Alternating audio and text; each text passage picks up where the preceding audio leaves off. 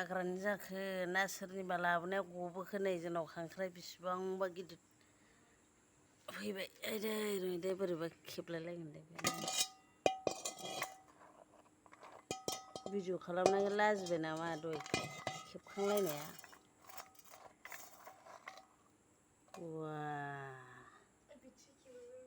आरे टिफिनखौनो खेबनानै माबालायबाय नै फारनै डेन्जारेस बुस्थु बे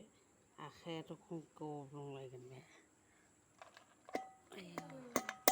गब्लं जायो माबायदि गाराय जालायगोन वाव मेजिकसो जाबाय